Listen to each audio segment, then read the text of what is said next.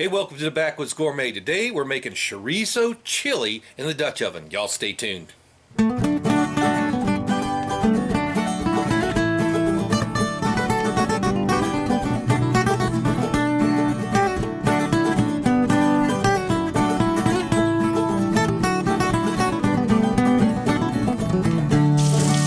Okay, for the sake of time, I didn't go through the whole process. I won't go through the whole process in this video on how to make the chorizo sausage from scratch, but that's what we did yesterday, okay? We did not put it in the casings, okay? We did not case it. We left it loose. We took about a pound of that, mixed it with one egg, mixed it up real well, made meatballs out of it, and now we're just going to brown those meatballs off in the Dutch oven with the lid on. I'll show you that. We're going to get started on this chili. It looks like an excellent recipe. I'm excited about doing it, especially doing it with Backwoods Gourmet. And the first thing I'm going to do is I'm going to get my Dutch oven cooking and cook up part of a chorizo. We had those in there with just a little bit of oil, and we're browning off the meatballs. Now these are about ready to go, so I think I'm just going to start rolling them. Oh yeah, that side's good and crispy. Roll these over.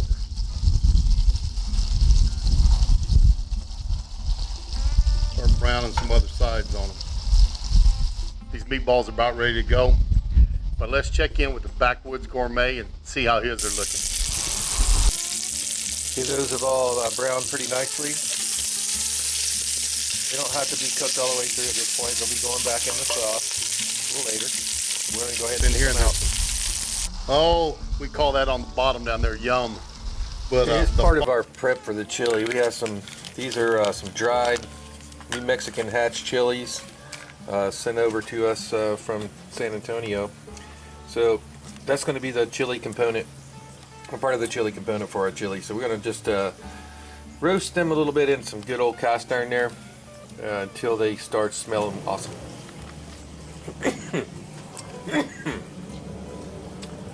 Okay, when those things start making you cough,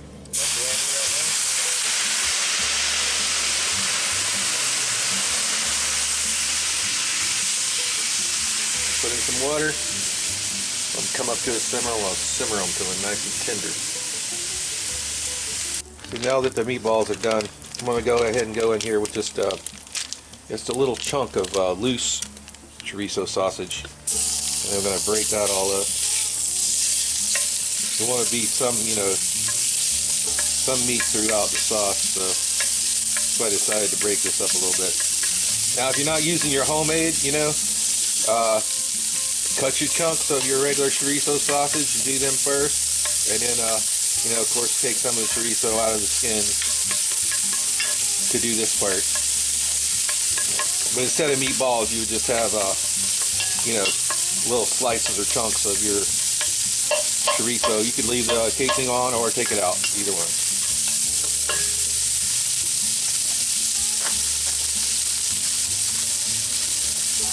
That's starting to brown a little bit. I'm gonna go in with about a half sweet onion.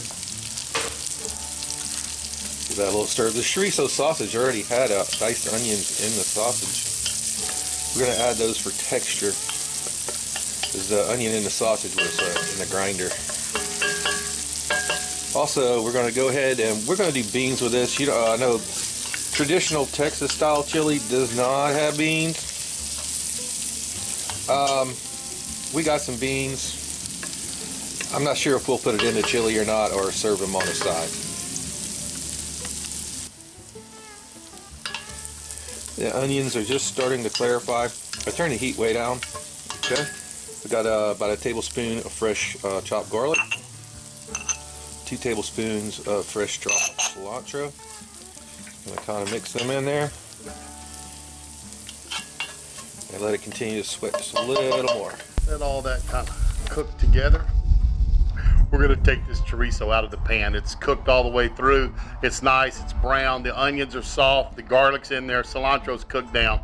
So we're going to take that out and see what we have to do next on this recipe for our chorizo chili. I'm going to turn that pot down just a little bit. Then we're going to come in here. We got Cinto tomato paste. I'm going to take about half of this little can And what we're going to do is we're going to brown this.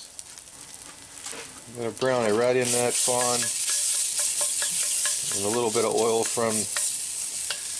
Let me turn my peppers off over here. They're about out of oil or water. And this is really going to bring out the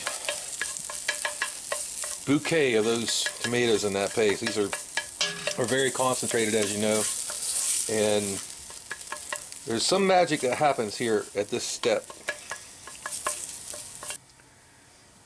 Yeah, that's been going there for about 5 minutes, and we keep moving it around, starting to get really dry now. So we're going to go in with a half onion, and the moisture, as soon as it starts coming out of those onions, it's going to start mixing with that roasted tomato paste, and that's what it really is, roasted. You know, we're bringing like that fire roasted flavor out of it. You notice it's changed, it's got a lot darker now. Chasing the sunlight for you guys. Keep this moving, like I said. Try to scrape on that bottom too. Don't let that fond sit down there too long. It will burn, and if it burns, it's ruined. You're just gonna have to start over. Which is not a disaster. Just scrape it out real good with your wooden spoon. Get all the burnt parts out of your pot. Throw some more tomato paste in there. It's not very expensive. Okay.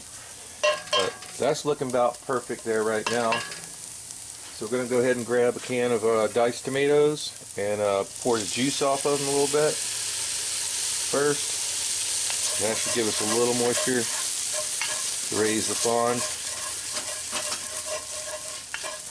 Pretty good. And we'll just dump the whole can.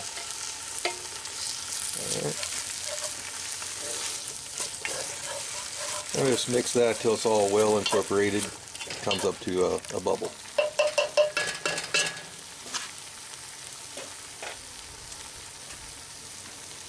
Now we're going to add just a little beef stock just to bring it up to where we can simmer it real well. We don't want to thin this down too much.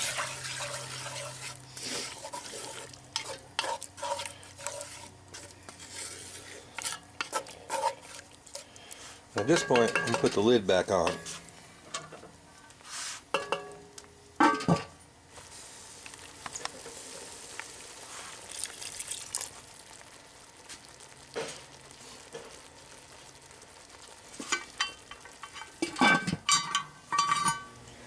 So over here in the cast iron, we got these new Mexican chilies. They're starting to soften up now. Takes them about a half an hour at a low, gentle simmer. And as soon as they get nice and soft, then we're gonna whiz them in the food processor. So now that's had time to kind of marry down. The tomatoes are starting to cook down. We're gonna go ahead and put in our loose chorizo sausage. That's also got onions and cilantro in it, and all that beautiful chorizo flavor. Go ahead and mix that in. That's going to thicken it up a little bit. So we've had that 2 cups of beef broth. We've just been using a little at a time just to keep it flowing. Wow. If I could only put smells out there, guys. We can only download those.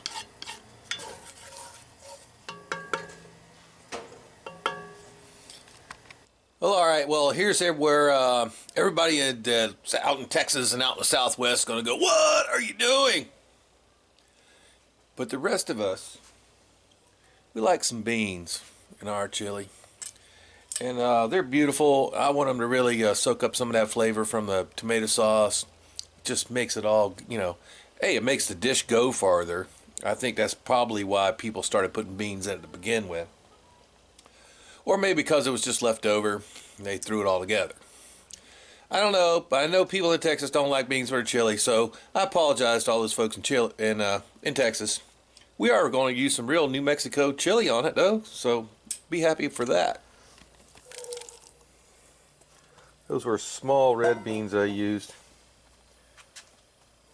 We did those dry soak method. Cooked them with the garlic, cilantro, and cumin. So those are not tasteless on their own there. Alright. Those already have all the flavor.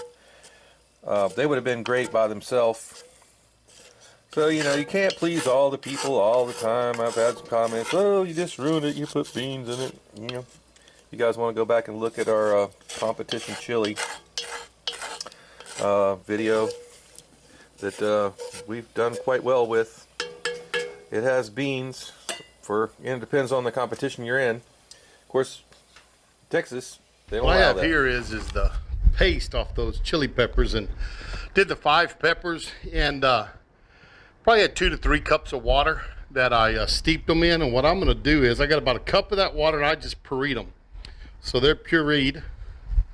And I'm just going to take those 5 peppers along with the 1 cup of the water off of them. So on the heat level of your chili, that's personal preference. I used to like it pretty hot. Not terrible hot, but pretty hot. These days, not so much. Mrs. Backwoods, not so much either. So we're going to take it easy on that. Remember, our chorizo sausage already has that same chili pepper in it. It was just in the ground and dried form. So the very last thing we're going to do, actually when we put that chili sauce in, we put a little more cilantro in there. Cilantro will help tame it down a little bit. The last thing we're going to do is going to put our chorizo meatballs in there and all that goodie. All that good stuff that's in the bottom of the pan there. Okay. Cooked those on a Dutch oven earlier when it very first started. We're going to stir them in there. And now it's really looking awesome. Okay. So we'll keep that on very low fire. Very low fire. Just till it comes back up to the simmer. These had cooled back down to room temperature. Till it comes back to the simmer, we're going to put a lid on it and we're going to let it just sit there. And the longer it sets, the better it's going to get. Now, this chili's about done. One last ingredient. Gave him a call. And now on the recipe, it said optional. But he dumped beans in his. So, his recipe calls for it. So here we go. You didn't think I was going to pour beans in there, did you? Heck no, I pour no beans in there. That's chili con carne. That means chili with meat. It is not chili con frijole, which is chili with beans. That's chili. Don't put beans in it. We mix the beans in once they're on the plate. So we're holding off on the pintos I got cooked up there. But we're going to dish this up, let you kind of see how we serve it. And I tell you what, the chili tastes great. It's going to mix in great with these beans. But let me plate this up and see what we got going here. Alright guys, so here we go with our chili. Gonna plate it up for you guys. Beautiful bowl there. And what we have over here on the side, that's the actual chili sauce that we use for the heat in this thing. So if your guest or whoever's eating this wants theirs a little hotter, and they can always just like dip over on there, drizzle some of that on top. And there's a couple of our chorizo meatballs right on the top there. So we'll clean this plate and we'll garnish it a little bit. And here we go. Some nice looking chili right in the middle of it. And let me tell you folks, this chili is packed full of flavor. Those 5 New Mexico chilies were just enough. I'm gonna take me 1 scoop of my pinto beans here. Drop those in there. Add me some corn chips. A little cheese up on top. And that's the way you eat chili and beans. They look good. We're gonna try this out. So all this needs really, and it really don't even need this. Got a little 4 cheese Mexican blend right over the top there. You don't need crackers or any of that other cheese on.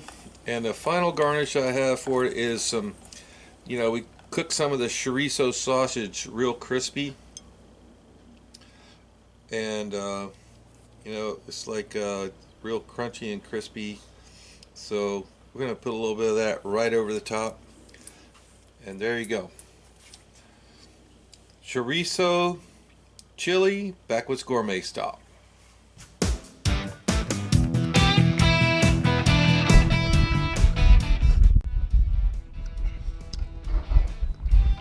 Oh yeah. Good stuff. Alright, so we're going to go ahead and give this chili a try.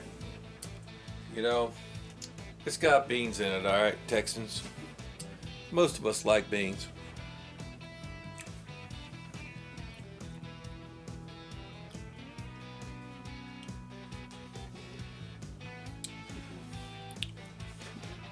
Tell you what, that's pretty damn good right there.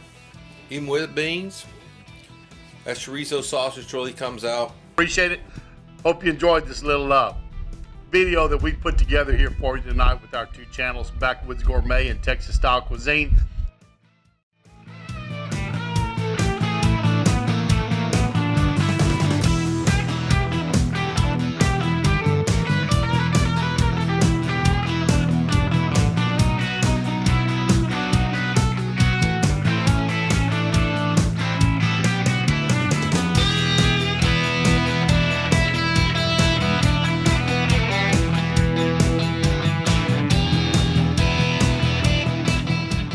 Thanks for watching the Backwoods Gourmet. If you like what we're doing, hit that like button right down there. If you would like to subscribe to our channel, check it out right there.